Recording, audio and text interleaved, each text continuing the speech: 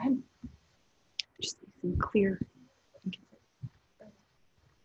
Okay, hi everyone. Thank you so much for coming. This is our first data analysis series of the Biostatistics Core seminar series. Jess actually ran the Epidemiology study design one last time on Thursday. I'm Gabriela Silva, and I'm originally from Peru, but I came here to do my undergraduate. My undergraduate was in math and economics. I'm now doing my PhD at Brown, of course. And my PhD is in biostatistics. The reason why I picked biostatistics was because I wanted something that kind of helped combine the policy part of economics with the more theoretical and applied part of math. So that's why I ended up becoming interested in biostatistics. If you have any questions throughout this talk, please interrupt me. And yeah, let's get started.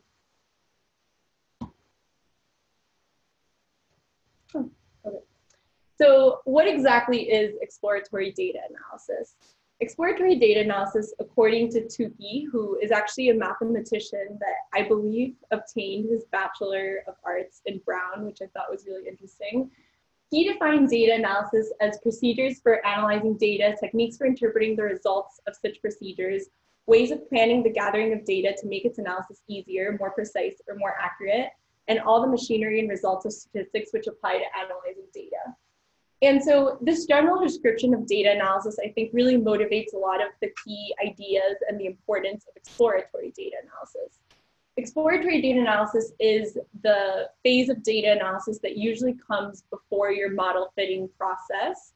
And in exploratory data analysis, what you're trying to do essentially is to get a better understanding and a better intuition for whatever data set you're dealing with. So here we've listed some things, some reasons that you might be interested in doing exploratory data analysis. The first of these I kind of alluded to. You want to get a better understanding of your data, because depending on the variable types and the data types that you have and you're dealing with, that's going to influence what analyses you want to end up conducting. So another reason why exploratory data analysis is used is because we want to determine what the data is telling us before actually running any of these fancy like statistical models and tests. We want to know what's in the data. Another reason that I think exploratory data analysis is very, very important is that it can help confirm some of the things that you later find in your model fitting and in your analysis stage. By identifying certain patterns and certain trends in the data, you're able to better, at the very beginning, once you get to the model fitting stage, you're better able to understand why certain relationships are significant or why perhaps there isn't a significant relationship between two variables. So yeah, essentially exploratory data analysis is very, very important. And I actually feel like a lot of people, as soon as they get a data set, they get super excited and they're like, oh, I want to just start working and running all my models. But I hope that just kind of running through all these concepts makes everyone understand the value behind conducting these sort of analyses and better understanding your data prior to fitting all these models and running all these tests. So the first thing I want to discuss are the types of variables and the types of data that we have available, because this has a huge impact on the analyses that you end up running. So the types of data that we have are usually summarized into two main categories, categorical and quantitative data. And within the categorical group, we have nominal and ordinal data. And within the quantitative group, we have discrete and continuous data. So categorical data is essentially data that can be grouped into specific categories, while quantitative data involves specific numbers. And now I'll go into a little bit more detail about these four subcategories. So nominal data occurs when the categories that you're dealing with have no natural numeric value and no natural ordering to the data. So for example, we have these two variables here that we're dealing with. One of these is gender and the other one is blood type. And I could easily just switch the zeros and the ones in male and female, and it would mean exactly the same thing. The interpretation of some of my coefficients might change, but the 0 and the 1 doesn't mean anything. same with blood type. I could rearrange these values and it doesn't change anything because these blood types aren't ordered in any particular way. On the other hand, in the second subcategory of categorical data, we have ordinal data. And with ordinal data, the way that when I learned this in, I guess it was like high school or something, the way that I remember which one's ordinal and which one's nominal is that in ordinal data, it starts with ORD, and so order matters.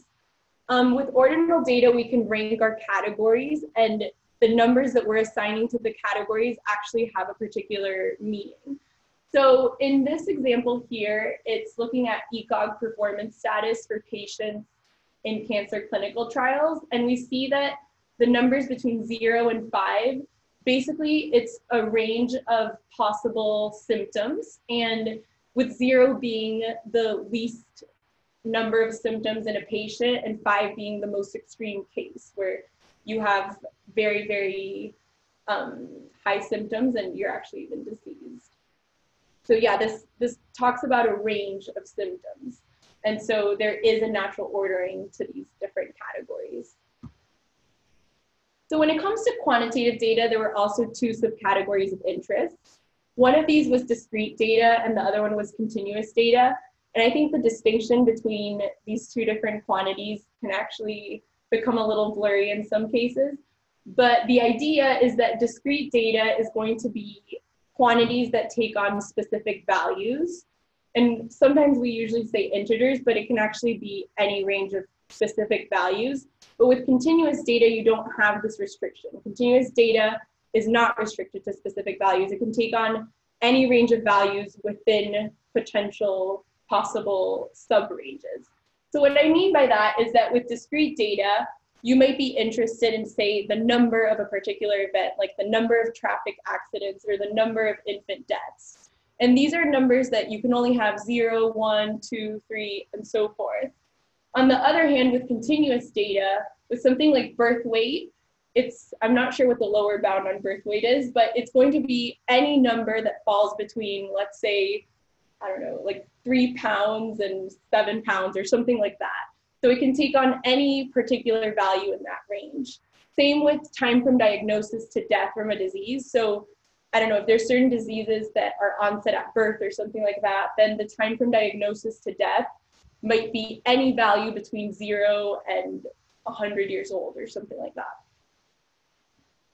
And the reason why we care about classifying our data into these different groups and being able to recognize when something's nominal or when something's ordinal or discrete or continuous is because the type of analyses that we later conduct in our model fitting procedures are going to vary depending on the data types that we're dealing with. So a very good example of this is, for example, if your outcome is a nominal binary indicator. So if you're interested in studying who has diabetes and who doesn't, like risk factors for diabetes, then you're going to be using, since that's a nominal outcome, you're going to be using a different procedure than if you were just examining the relationship between, let's say, height and weight, where your response in that case is continuous.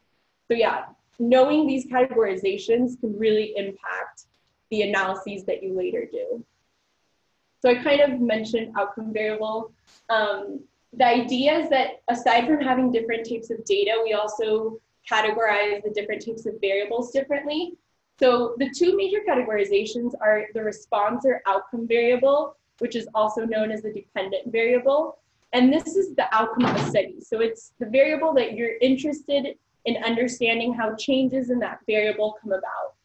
On the other hand, the explanatory variables are also known as independent variables. And these are the variables that help explain those changes in the response or outcome variable. And one thing that I wanted to note is that when we go through this slide deck and start getting into the graph section, we tend to plot the explanatory variable on the x-axis and the response variable on the y-axis. And the reason for this is because the explanatory variable, changes in the explanatory variable, we're kind of saying that those lead to changes in the response variable. And yeah, once again, understanding what's your outcome variable and what's your explanatory variable helps you frame your research question and it helps you understand what sort of analyses you want to conduct on all these different subsets of variables. So the first data set that I wanted to allude to was the UK smoking survey data set. And it's a data set that's comprised by a lot of different variables. And what I like about it is that it has variables of many different types. So it kind of helps us understand that we're not, unfortunately, you can't just deal with like all continuous or all nominal or all ordinal data. You're going to be dealing with a big combination of these. And so let's look a little bit more at that data set. The UK smoking survey data provides demographic and smoking information for 1,691 individuals in the UK. And some of the demographic characteristics that were considered are sex, age, ethnicity, and region of residence within the UK. And then for the people that do smoke, we have some information on smoking behavior. So the two variables that we look at are AMT weekdays and AMT weekends. And that's the amount of cigarettes that are smoked on weekdays and weekends, respectively. So this is the first view that we have of the data set. Here I'm showing the first 18 individuals in this data set. And you can immediately notice that we have a lot of different types of variables. This is actually output from the programming language called Stata. And so what Stata does is Stata usually, I guess it makes it easier for us because it makes blue any variable that's been coded as a category. So we see that here we have gender, marital status, nationality, ethnicity, and the smoking indicator are all categorical variables. And specifically, these are all actually nominal variables as well because order doesn't matter with these variables. And then we also have that age and the two cigarette consumption variables, so AMT weekends and AMT weekdays, are both continuous, or that's the way we're treating them in this data set. So one thing that I wanted to bring your attention to is that our response in this data set is going to be that smoking indicator, so the yes or no sort of function. And something that's important to note about this is that, as I mentioned before, the second that you identify your response variable, you need to be able to identify what type of variable it is because it's going to pretty much impact the rest of your analysis phase. Knowing that it's binary, or in other words, nominal with two categories, is going to impact the type of procedures that we might be interested in later. So yeah. So another data set that is interesting and actually comes from a different programming language known as R is known as the birth weight data set. And this data set summarizes the birth weight of 189 newborn babies, and it was actually collected in Springfield, Massachusetts.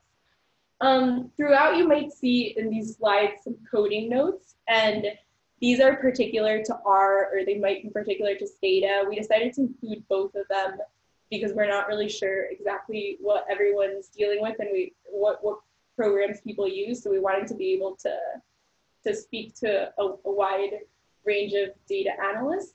But yeah, these are just some general coding notes for R to help you load in this data set, as well as help you view the first rows and the last few rows of the data set. But yeah, if anyone has any specific coding questions or anything like that, we can go through that. We'll actually probably get to that in later series as well. So with this low infant birth weight data set, we have a lot of different variables. I've put here about 8 of them. And I wanted to take a couple minutes for everybody to just determine the different data types for each variable. So in this list of 8, try to use these different categorizations in order to determine what each variable is. So yeah, we'll take like 2 minutes to do that.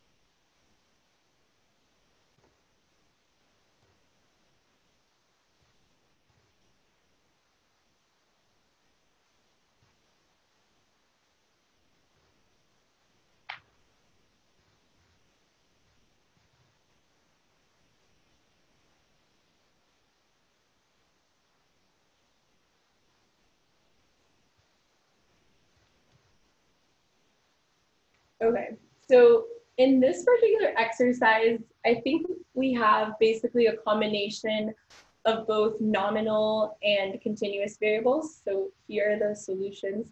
Here I've included a couple more variables, but I didn't want to overwhelm people.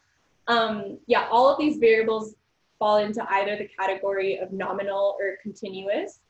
But it's interesting because it's not always a clear line where which category you should be putting your variables into. So today I actually had a call with this team that I'm doing a data analysis with, and essentially I'm trying to put time into this model because I'm studying mortality trends in the VA, and we kind of had a discussion about how time should be entered in because we have 27 admission quarters, and you could actually put in time as a categorical variable where every different admission quarter is a different potential category, but you could also put it in as a continuous variable.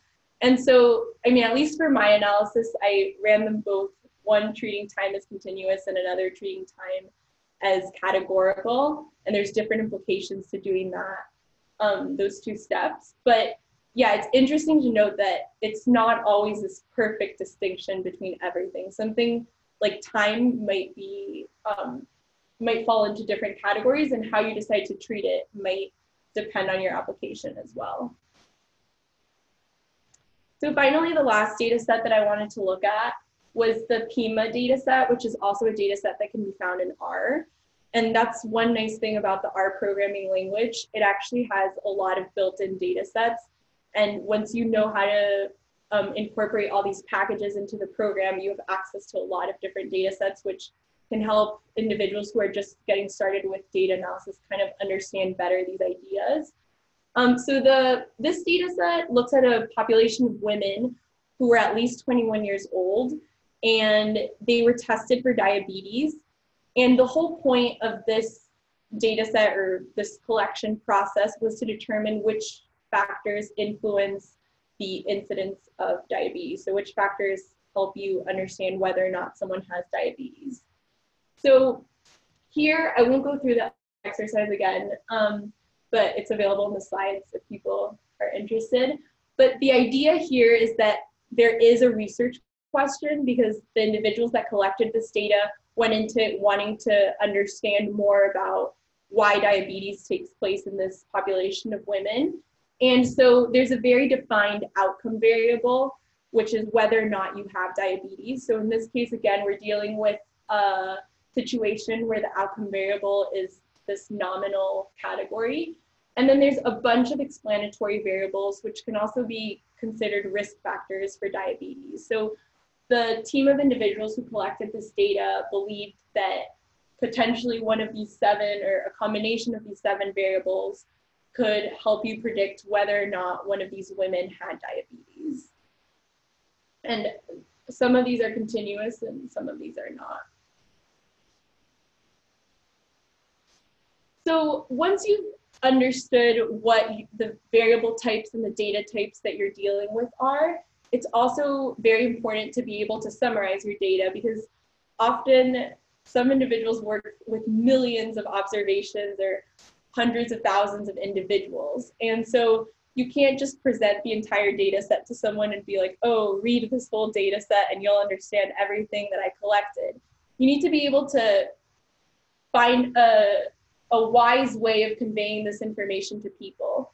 And that's going to be kind of the focus of the rest of this theory, of this lecture in the series. We're going to be summarizing the data using tables, numeric quantities, and then graphs in the section. So one form that's very popular and used in data analyses to summarize data is using a frequency table. So frequency tables can actually be used for any of the types of data that we looked at. For nominal or ordinal data, you could create a frequency table where the first label has the different potential categories that people could fall into, and then the second row is comprised by the counts for each of these different categories. So for example, with race, if you have a population or a data set that has white, African American, and Hispanic individuals, then your frequency table would have those labels, white, African American, and Hispanic. And then under that, you'd have the number of individuals for each one of these categories that are found in your data set. And then something else that's interesting is that if you're dealing with discrete or continuous data, you might also want to summarize that information in a frequency table. The way in which you can do this for both discrete and continuous data, because here you have the possibility of having a lot of different numbers and a lot of different potential points, is that you usually group these individuals into categories, and then you summarize within each category the count for every person. So for example, with continuous data, let's say that your variable is age and you want to summarize the distribution of ages in your data set. Let's say that age ranges between 0 and 100. No, sorry. Yeah, 0 and 100. You might want to further classify it into 10 different categories, between 0 and 10, between 11 and 20, between 21 and 30, and so forth. But yeah, the way in which you create these cut points and these different categories really varies depending on the analysis. So I'm sorry to mention my talk this morning so much, but a lot of this stuff came up. So we're actually, as I mentioned, we're looking at mortality trends in the VA for individuals that have been diagnosed with heart failure or pneumonia. And somebody in the team suggested, rather than using age as a continuous variable, they suggested wanting to understand how mortality is impacted depending on whether or not you're below a certain age or above a certain age. So what this individual was suggesting was, they were saying, I don't really care about how much a 1 year increase in age affects your chances of dying from heart failure or pneumonia. I want to understand the relationship between individuals who are young and individuals who are old, how that impacts the relationship with heart failure and pneumonia. So basically they were suggesting doing exactly what it says here, grouping this continuous data into smaller, or yeah, into subcategories. So yeah, as I've mentioned, the frequency tables, once you have categorized, under every cell, it tells you how many individuals fall within each category. So another alternative is to use relative frequency tables. And so relative frequency tables are especially useful when you're trying to compare two different populations. So when you have two different populations or two different data sets, let's say, and you want to compare the proportion of Hispanics in one data set to the proportion of Hispanics in another data set, you can't just look at the counts. So you can't just be like, oh, there's 10 Hispanics in this data set and there's 100 Hispanics in this data set. You have to actually take into account the number of individuals in each data set. And that's where using relative frequency tables comes in handy. So what you do with a relative frequency table is that if you have a total number within each category, you're going to divide by the total number of individuals in the table. So for the previous example that I gave with the frequency table for race, let's say you had, in a data set of 100 people, you had 70 individuals who were white, 20 who were African American, and 10 who were Hispanic, then your relative frequency table would say something like 70%, 20%, 10%, because you're dividing each of those counts by 100. So just to go through some more examples to really understand these concepts, this is the first time we see the Stata code. So essentially in Stata, when you use the command tabulate and then put in your variable name, it allows you to generate these really interesting tables, or they can be very interesting. And we'll see in the next slide one that's a little bit more interesting than this one. But what we see is that in our first example data set, which was the UK smoking survey data set, we have, for the gender variable, we have 965 females and 726 males. And so this first column here, so the column where it says frequency, would actually be considered the frequency table. But then the next column where it says percent would be considered the relative frequency table.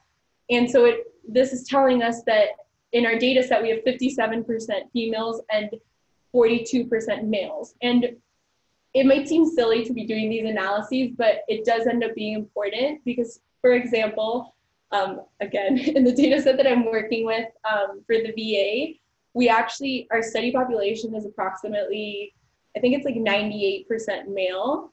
And so making tables like this and noting this from the very beginning is very important because it helps us understand that the results of these analyses aren't necessarily generalizable to female veterans. They might just be applicable to male veterans. And so that just kind of emphasizes why these tables are important. On the other hand, with our response variable, or one of the variables that we might be interested in exploring, such as smoking, we find that the majority of our data set does not smoke, so 75% does not smoke, and approximately 25% does smoke.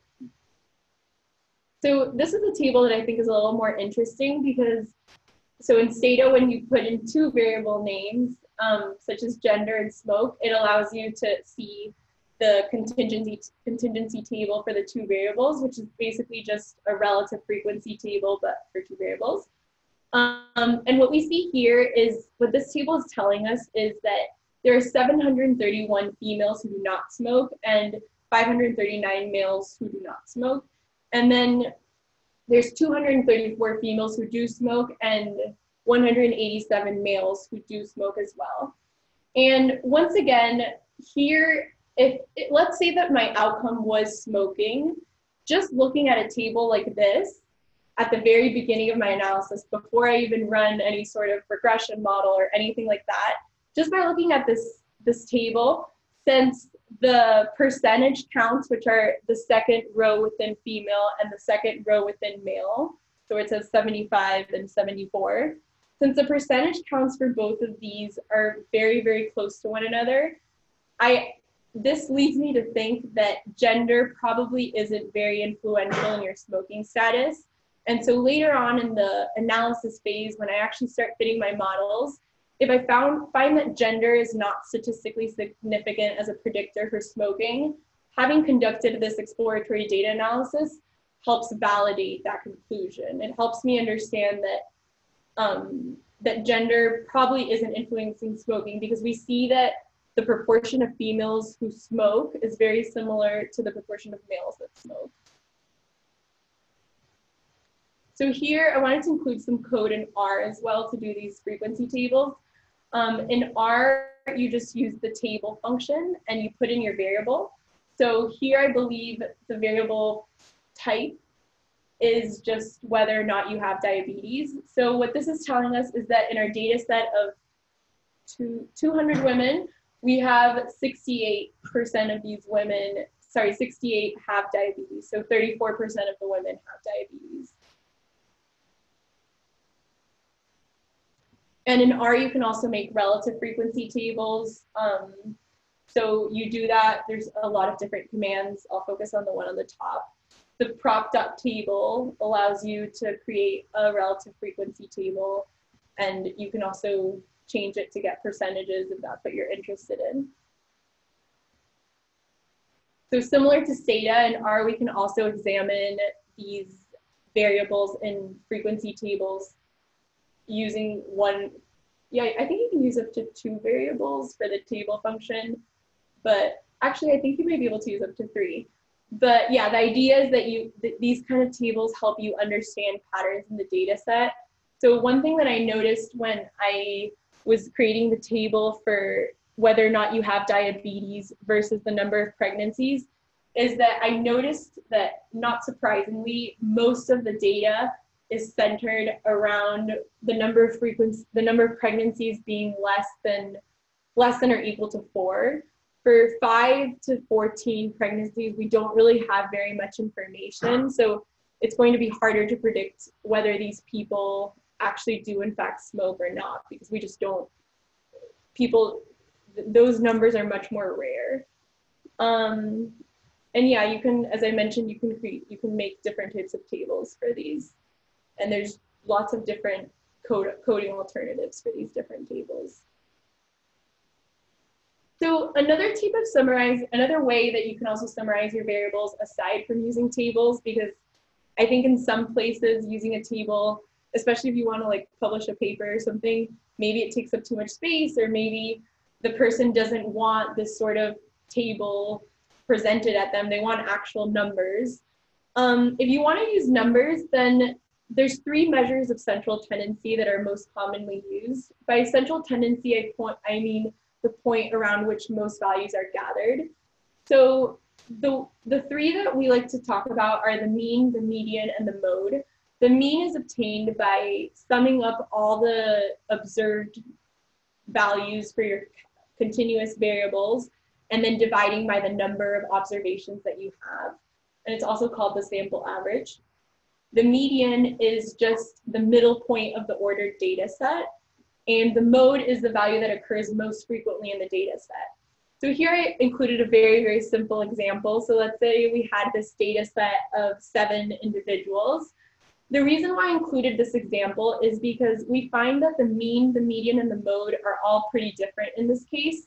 So the mode, which is the number that occurs the most frequently, would be 1 in this situation.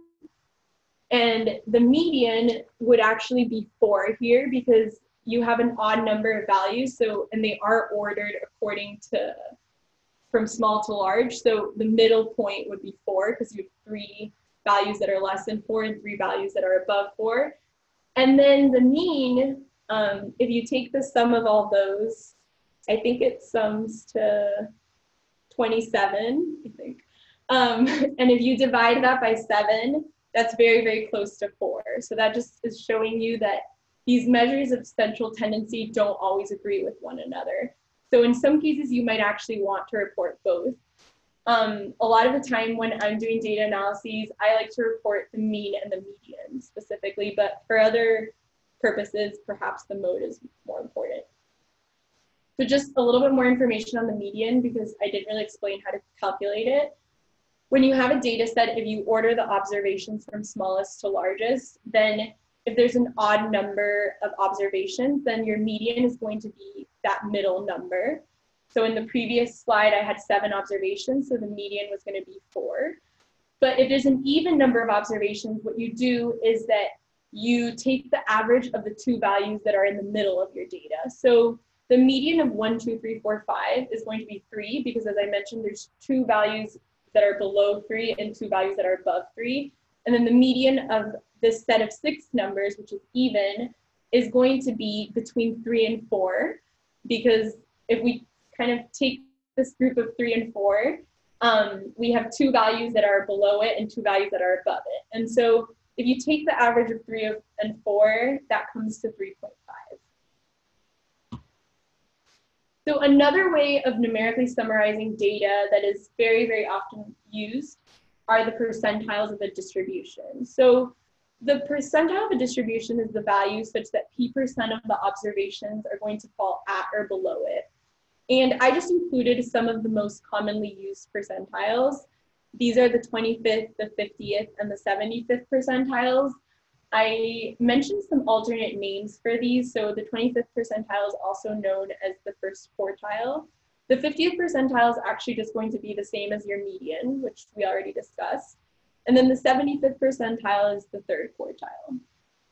I wanted to note that depending on different applications, these might not be the percentiles that you're interested in. So a lot of the times in statistical studies for medicine, we want to report certain confidence intervals. And there we'd be looking at most likely we'd be looking at different percentiles than these. So another way of calling these percentiles are quantiles. And the only difference between quantiles and percentiles is just the way in which you're expressing these. So the quantiles are just the proportion version of a percentile. So for example, the 25th percentile is the same as the 0.25 quantile. So these are just some depictions to more clearly understand what are these different percentiles. Here in a set of 20 people, we have that the first 16 of these are going to be our 80th percentile. So whatever height the 17th person is going to correspond to the 80th percentile of the data. And here I just also wanted to show another visual depiction of percentiles. What this plot here is showing, and I know we haven't gone through plots yet, but essentially what this is doing is it's obtaining the different time and hours. So this could be any time in hours, I don't know, like time in hours spent in traffic for a lot of people. So in this case, 10,000 people.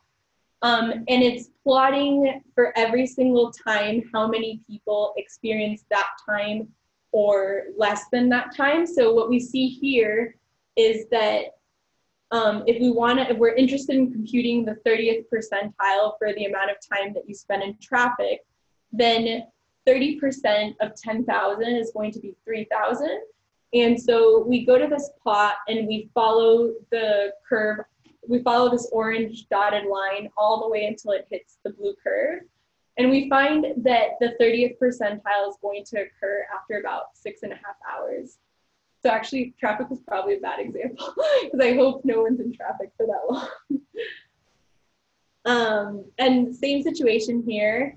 If I tell you, oh, I'm very interested, same with the traffic example, in what percentile of the distribution of people sat in traffic for 11 hours, then what you would do is you follow this curve from the 11 hours that you're interested in up until the curve and then across. And we find that 9,500 people reported being in traffic for that time or less. And so the 95th percentile would be 11 hours. So I just talked about measures of central tendency. I talked about the median, the mode, and the mean. But unfortunately, we can't just report these values because you might have the same mean in a data set, but that doesn't tell you anything about the variability of your numbers. So the way in which I think really helps us understand this concept is by examining these three curves here. We find that the red curve is the one that's most concentrated around the mean. So the variability in those numbers is very, very small, while the medium curve is a little bit less, it's a little bit more variable than the red curve. And then finally, we have the green curve, which is the most variable of the three.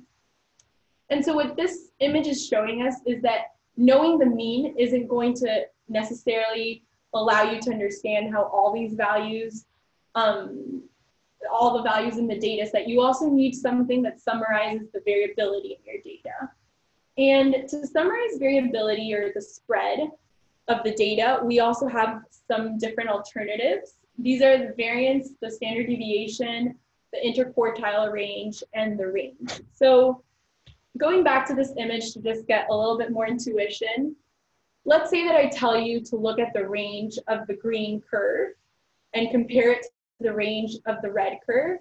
If the range is the maximum number in the green curve across the x-axis minus the minimum number in the green curve across the x-axis, then that range is going to be a lot larger for the green curve than for the red curve. And so knowing what the range is going to help us understand the variability.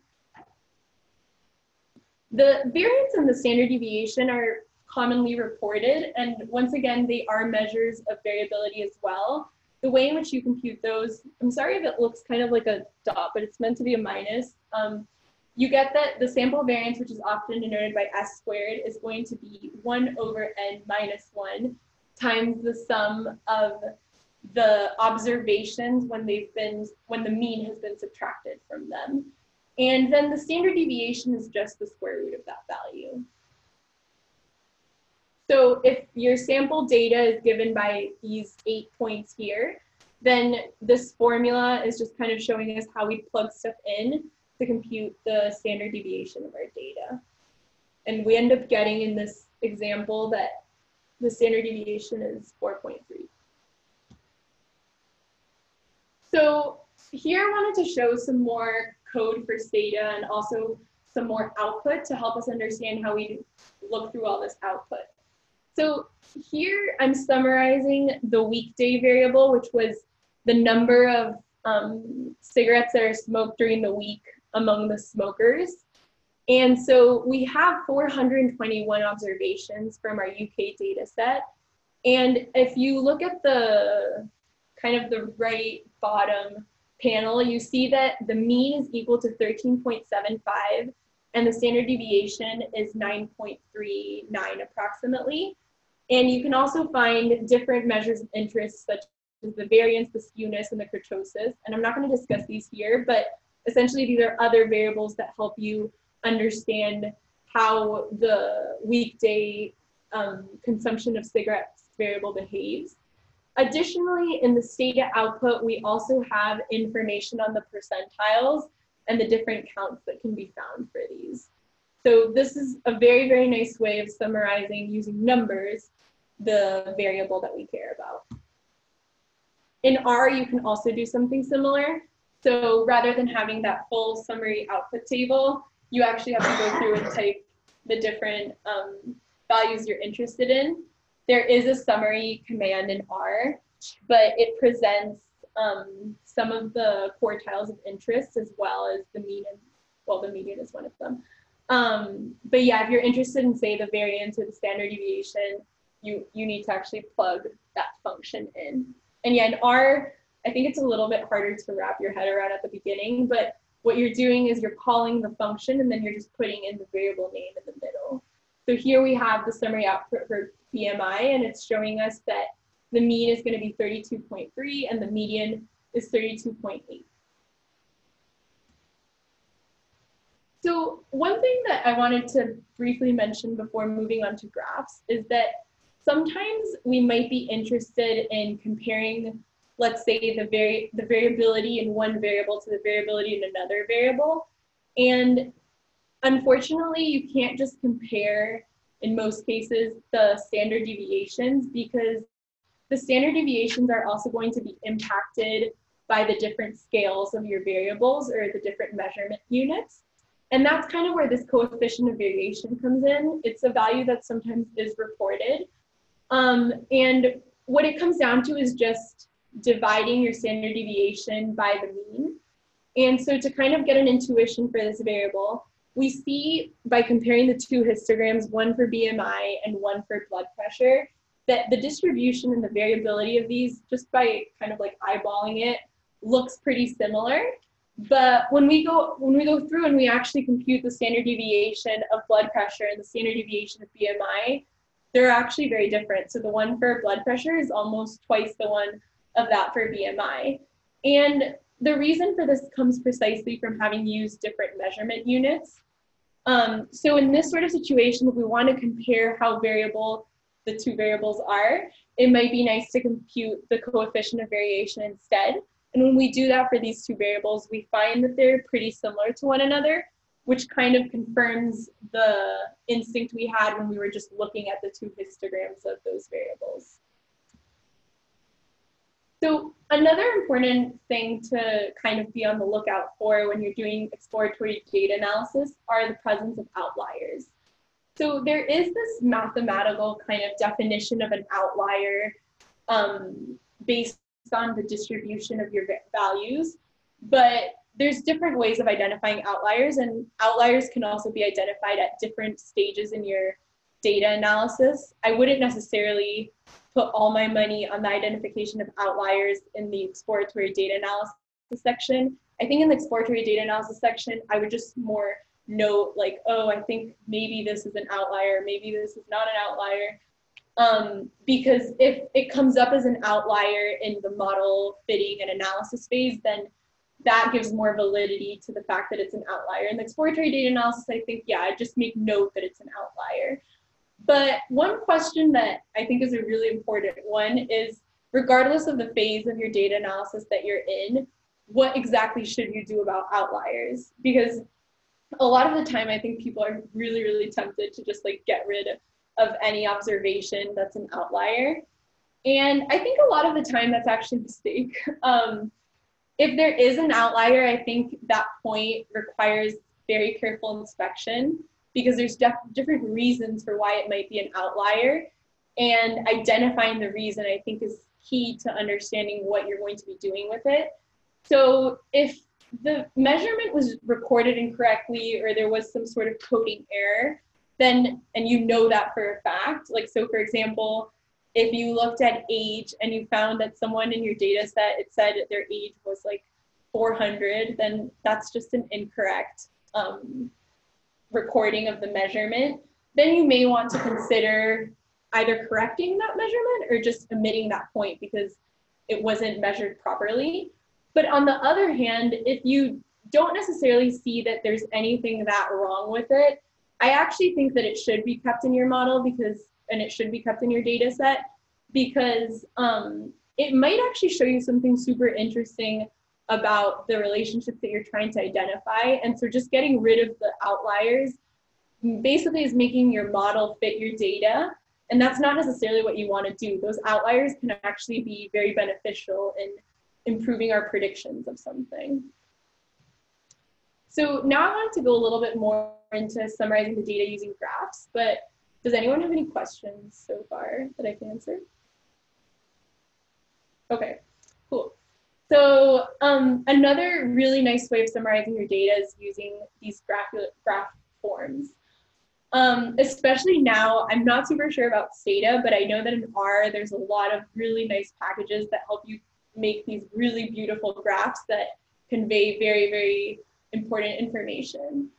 So with graphs, there's some basic principles that we should be trying to follow, such as needing to show the data, helping the reader understand what exactly or what relationship you're trying to show them, making a large amount of information really understandable and allowing us to make comparisons between different variables and different relationships. And one thing that I really wanted to focus on here was avoid distorting the data. So I think I was telling my mom a while ago that she was telling me like, oh, like unemployment rates, I'm not even sure if she said they're increasing or they're decreasing. And she showed me this graph that she had found of the relationship. And I was telling her like, Mom, you need to be really careful when you're looking at these graphs because I think you can manipulate the axes and you can manipulate the way that you like draw the lines between things to pretty much show any relationship that you want to show. And so I think when you're making graphs, it's very, very important to let the data speak and not let your own hypotheses dictate how your graph looks. And so, yeah, this point about not distorting the data, I think is very, very important. If anything, yeah, that's something that I've learned in the biostatistics program. It's so important to, when you're reading something or looking at a particular graph, it's important to not just look at the visual image, it's important to look at the axes too, because sometimes I do think people are trying to trick us with some of these decisions that they make in making the graphs. So as I was kind of alluding to, in R and Stata, there's a lot of different statistical graphs that are very, very easy to make. The ones that you want to include or look at more closely really vary depending on which relationships you're interested in exploring. Some of the graphs that we're going to be looking at here are stem plots, box plots, bar charts, and histograms. So the stem and leaf plot is really nice because if I give you this huge set of patient ages, and I said, oh, can you identify everyone who's above 80? If we hadn't highlighted it in red, it'd actually be kind of hard to do that, and you'd probably have to check your work a couple times. But with the stem and leaf plot, what it's doing is that it's taking this giant set of patient ages and it's showing us a very nice visual summary of how these patient ages look. And one thing that I really like about this too is that it's very easy to identify outliers and it's easy to identify where most of your data is concentrated. So by looking at the stem and leaf display, I can see that most of the patient ages are somewhere between 60 and let's say 79 or 80. And there's very few people here who are below the age of 60, sorry. Another nice plot to kind of start to understand the distribution of these variables are the box plot. So usually, yeah, this is a very detailed box plot. You don't usually get all this information, but in the box plot, what usually is always seen are the maximum observation below this upper fence, which is the fence that is determined by the outlying formula that I gave before. So the maximum observation such that that point is not an outlier, but anything above it is an outlier. So that's why above that upper fence, you have those kind of boxes, the little boxes are considered outliers. So you might have outliers either above the upper fence or below the lower fence. Here we don't have any outliers below the lower fence. Aside from that, the box plot usually also includes the median and the 25th and 75th percentiles. So from the box plot, you can very easily obtain the interquartile range as well. So here is a very nice box plot that was created in Stata. And what this is showing us is fertility across different years. To be honest, I'm not sure what the unit of fertility in the y-axis was, but assuming that it's some sort of count, it's showing us that the 5 different box plots included correspond to 5 different years in which this variable was measured. And what's nice about these box plots, aside from the columns kind of showing the different years and it being very clear as to how fertility changes within each year, is that it's also showing us a relationship over time, actually.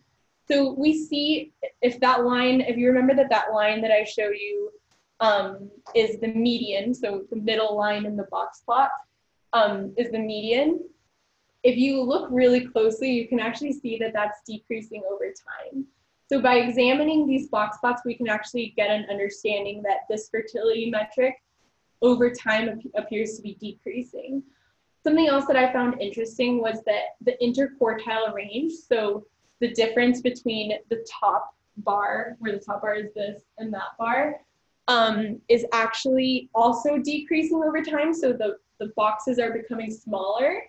And the boxes are becoming smaller, if you notice, not because the lower one of these is changing. It's mostly because the upper bound is changing. And that's just a very interesting relationship to note. And examining a box plot like this, let's say this were the study I'm working on with veteran health information, it would show me that over time, perhaps, if I were studying fertility, over time, fertility is decreasing. And so if I then run a model where I find that fertility is, the time variable is significant for fertility, I wouldn't be surprised because this box plot kind of alluded to that. You can also make box plots in R. So these are just the box plot for the blood pressure variable in the Pima data set. And here in R, it also allows you to compare the box plots for different, so you can stratify the variables in the same way that we stratified by time. So here, we basically created 2 box plots for blood pressure, one among the group of people that in the Pima data set that had diabetes, and one for the group of people in the Pima data set that did not have diabetes. And once again, looking at this box plot is extremely informative because I can see here that if you look at the median bar, which is that middle bar, the thick black bar, then you see that the median blood pressure for individuals who have diabetes is considerably larger than the median blood pressure for individuals who do not have diabetes. And so once again, once I reach to the analysis phase, if I do in fact find, I wouldn't be surprised to find that blood pressure has a significant effect on the outcome, which is whether or not I have diabetes, because this box plot is showing me that there is in fact a difference in this distribution. So another type of important plot are bar charts. And these are just a graphical representation of the frequency tables and the relative frequency tables that I was discussing previously. So yeah, here it's just giving you some code for how you can generate those in R if you're interested. So one of the most, I think, commonly seen types of graphics are histograms. And histograms can actually be used to display both discrete or continuous data. And basically what you're doing in a histogram is that you're binning your data into a specific number of categories or bins. And then the height of the bar is dictating how frequently those values are seen in your data set. I'll talk about the last point about the balance in a little bit. So what's nice about histograms is that they can show a lot of different properties that we discussed, a lot of those numeric values that we had discussed in a very intuitive way. So a histogram can show you when there's symmetry in the distribution of your variables. It can show you how spread out or variable the data is. It can show you when there's potential outliers, and it can, another one that I didn't include here is that it can also show you when some of your variables might need to be transformed for later stages, so for the model fitting process. So here, for example, in Stata, we're creating the histogram for the weekday variable, which I've mentioned now. Essentially, what we're seeing here is that most individuals who are smokers are consuming between 0 and 20 cigarettes throughout the weekdays. And we don't have very many individuals who are consuming like 45 or anything above 40. And so just looking at this histogram, rather than having to examine this huge set of numbers, helps us understand the relationships that really matter. You can also make histograms in R. Here I was making the histograms for the age variable in the Pima women data set. And once again, what we see here is, I don't know if you remember this, but when I mentioned the Pima Indian women data set, I mentioned that all the women were above 21, which is why we're seeing that there's nobody below this 20 age threshold. And it seems like most of the women in our data set are between 20 and 40 years old. And as I mentioned before, another very important point about these exploratory data analysis that I think is often overlooked is that these exploratory data analyses also help you understand who your analyses are going to be generalizable to. So when you're looking at these age variables, honestly, if I'm making some sort of conclusion about diabetes in these women, I can't really say that my conclusions apply to women who are 70 or 80 years old, because the data that I'm working with doesn't have anyone in that age group. And that's something that I can only identify by really taking the time to look closely at these variables. So one thing that I wanted to note that has to do with the not wanting to distort your data is that with histograms, we do need to be a little bit careful about how we define the bin widths. So this is just showing the same exact data, but it's showing that if you make it a certain bin width, you don't capture one important aspect of this distribution, which is, I think it's just, yeah, calling times. If we make the bin widths the way they are on the left side of this panel, then it appears that most of the calls are somewhere between 0 and 100. But if you look at the one on the right side where the intervals are a lot smaller, you can actually see that there's this huge spike and then it very drastically decreases, because it's showing that most of the calls that were within this first bin on the panel on the left are actually only less than or equal to 10 seconds. So if I were looking at the panel at the left, I would never be able to obtain this information that these calls are really that short. I would think that they're just shorter than 100. But if I make it smaller, then maybe I can obtain some different information about it. So one question that often comes up is whether you should be using a box plot or a histogram for creating these graphical displays of your data. I think that's a really good question, and I do think it depends a lot on what you're trying to do.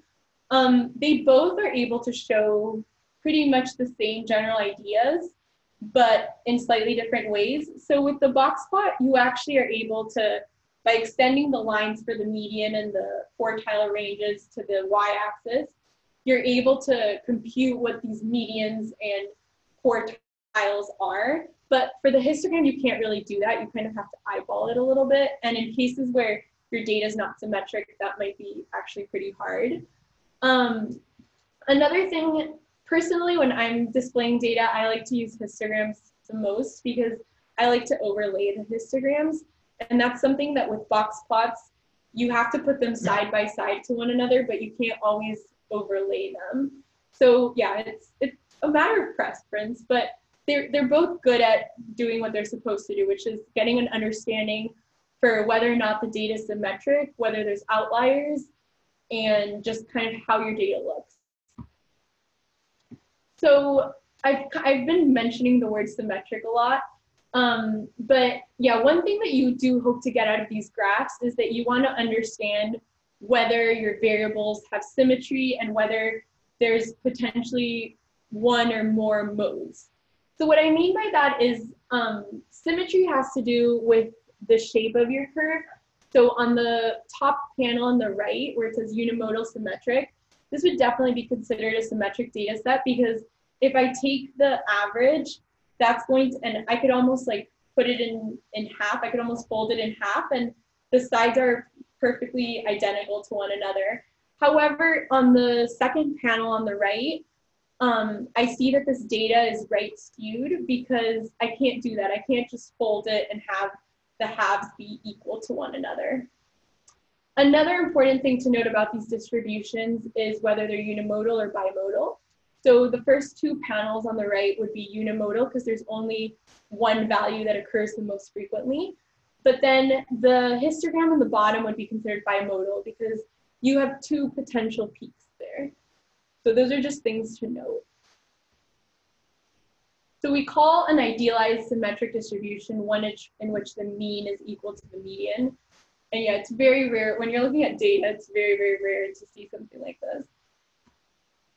A lot of the time you do see something like this, which is called a right skewed distribution. In a right skewed distribution, the mean is greater than the median.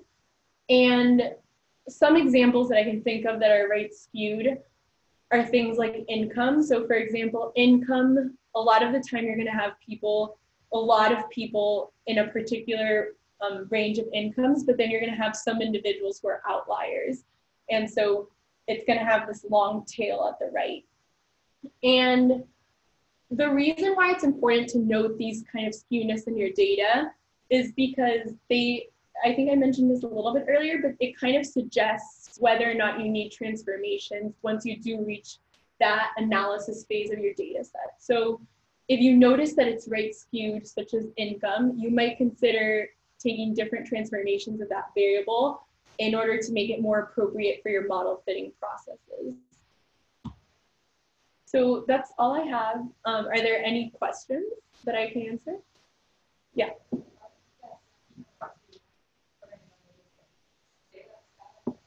Yeah. Well, that's a super good question. So the question, I'm going to repeat it to the people. The question is whether Stata or R, there's a particular preference, and whether one is more modern than the other, which one's used the most. So I think that's a super good question because it's a question that I feel like where the biostats department is in the School of Public Health, and I think that we're always like wondering what should be done about this programming language, because R is predominantly used by statisticians, at least for now. In a lot of other fields like health services research, or I even think Epi, they prefer programs like Stata or SAS. The biggest difference that I found is that Stata and SAS are a little bit more user-friendly. R definitely has a larger learning curve, but I also think that the reason why there's a bigger learning curve for R is because it has the potential to do much more than Stata or SAS. But yeah, that's just my opinion.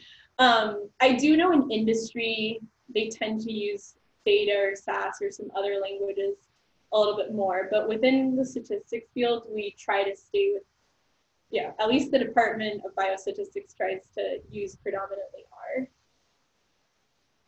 So you kind of continue that trend, but I also think it's worth pointing out, R is free in the other one. That's true. That's very true. Like, that's a super good point, because so I think for Brown students, you can actually get it free or some discounted price, but it's really like Stata and SAS are very, very expensive. You don't have some sort of license to them. That's a very good point. I did have a question about you. So in R, which I'm an avid user, I know that I tend to use that tidyverse. I don't know if you're familiar with that at all, and I was wondering why you guys weren't, if you were familiar with it. I haven't really used tidyverse so much. Have you used? Oh, it's the same as ggplot? Well, it's the like parent, the guy who made ggplot made tidyverse. Made tidyverse, yeah. So I love ggplot, but also like when you're making the means and standard deviation, you have to do like a long line for each one. Like it makes it so much easier.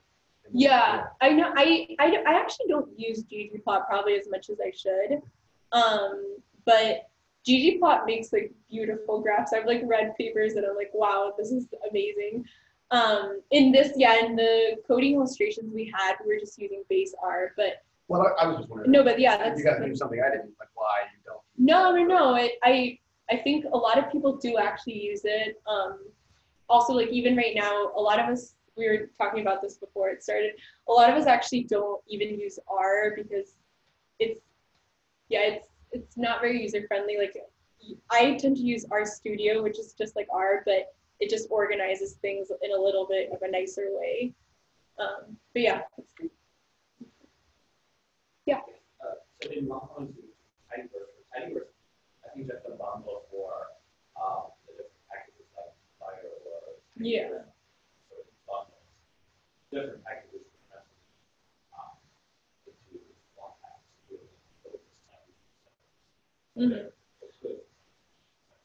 Okay, yeah, I wasn't particularly familiar with tidyverse as the compilation, but yeah, I do use like ggplot. I do use every once in a while, but dplyr and that sort of stuff, it is common because, as you were saying, it facilitates a lot of, if you're like coding or trying to subset like a bunch of things, it's very, very helpful to use the dplyr commands. I also have a question. You mentioned several times that you're using the Histogram on the boxplot for when you go back to this table that there is a contribution of this variable explaining the model or explaining the outcome. Is there also a case where you, based on your observation that you exclude this variable at the beginning from your model?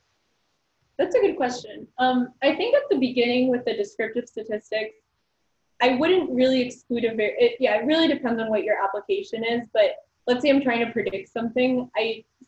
With prediction, I tend to include as many variables as possible, but in some situations, yeah, you might want to exclude it if you're seeing something that's not significant, but I do want to preface that what I said about the histograms, I also mentioned it during the tables and all that stuff about not seeing relationships.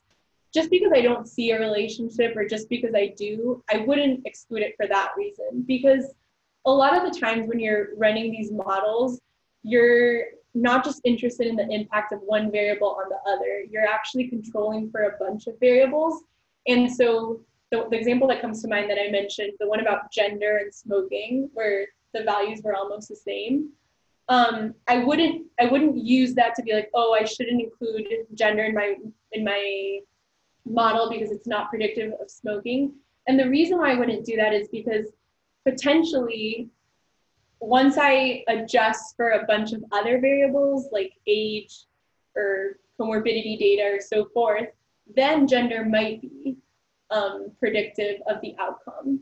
So yeah, so I'd be very cautious about making some sort of conclusion about the relationship between the two just based on my exploratory data analysis. Because it's possible that once I take into account all the other variables, I do find these relationships. And I feel like just by looking at the two variables one against the other, I can't really make that assertion yet. Maybe a follow-up question that you mentioned, to try to integrate or use all the variables you have in the model. So for my, and I'm not about position, but I thought it's good to just include the ones which are you think are relevant. Yeah. You don't want to like make your model too complicated.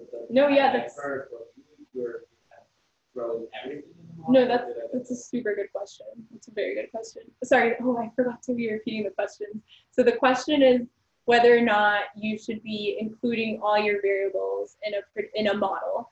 And yeah, I think your question is actually getting to, so I said in a prediction model, I'd probably include everything that I have available, because in the goal of prediction, I don't care so much about those estimates of my model. I care more about the outcome or the response variable. So yeah, I'm saying that kind of loosely that I'd include everything, but assuming I'd include as much information as I can. But if instead I'm interested in inference about, oh, what's the relationship between gender and smoking once I actually control for these things, I'd be a lot more cautious about including certain variables.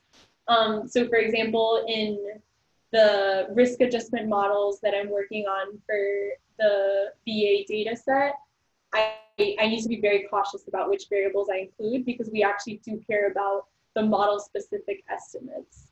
And so those are very sensitive to which variables you include in your model. So there I'd be like, no, I need to be careful with what I include.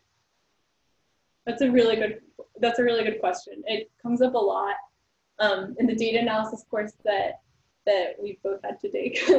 I think there often is like a misinterpretation about what your model is for. If your model is for prediction, you need to treat the model completely differently than if your model is for inference about a particular variable.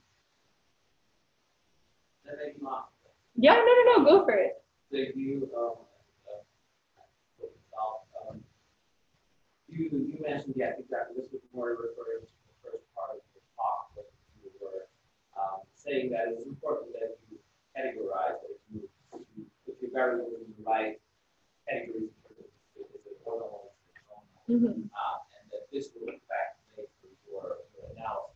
And there's also the case where it can go just based on if you like, as mentioned, age as a continuous variable or as a estimate. Can you say something about how it would impact, or how it would impact your model, and in which cases there are real errors occurring then later and would make really something wrong?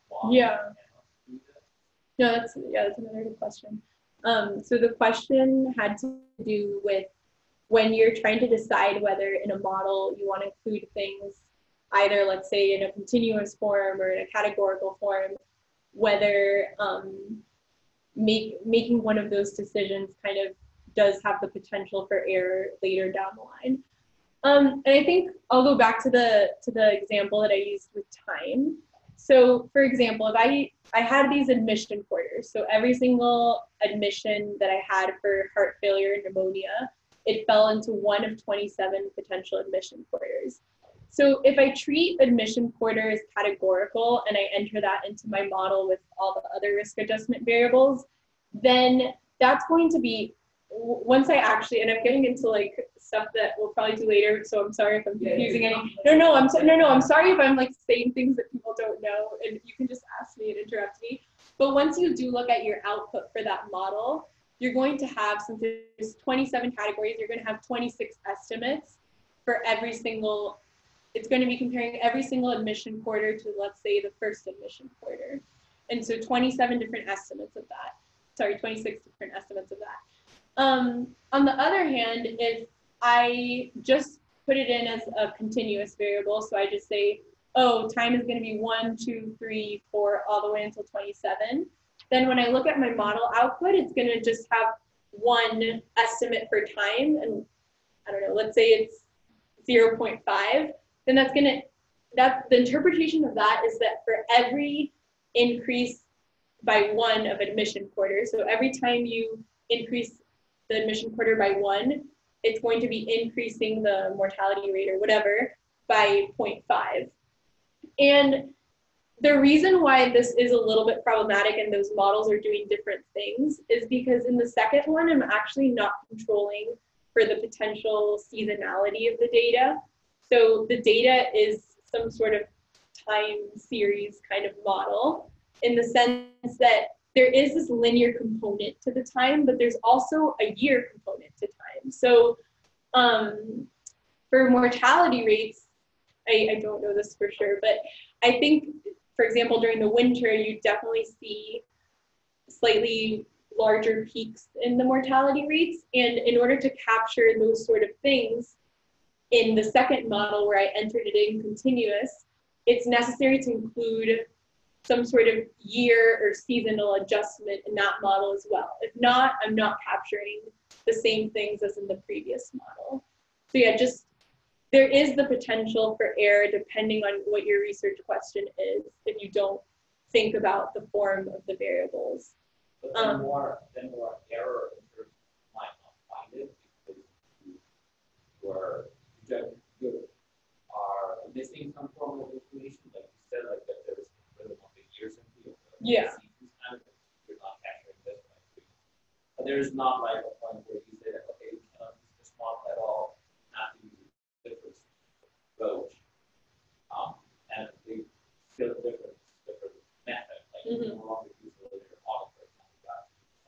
Well, yeah, with variable types, it definitely, depending on the types of variables, you definitely, there's some cases where you can't use the linear model.